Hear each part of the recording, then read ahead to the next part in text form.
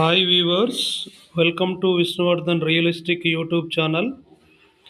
నిరుద్యోగులకి శుభవార్త ఏంటంటే ఎన్హెచ్పిసి లిమిటెడ్ తనకపూర్ పవర్ స్టేషన్లో అప్రెంటిస్ పోస్టుల భర్తీ కోసం నోటిఫికేషన్ రిలీజ్ అయింది. అధికారిక website nhpcindia.com.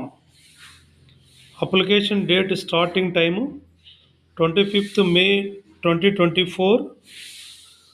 Application last date for submission June 10, 2024.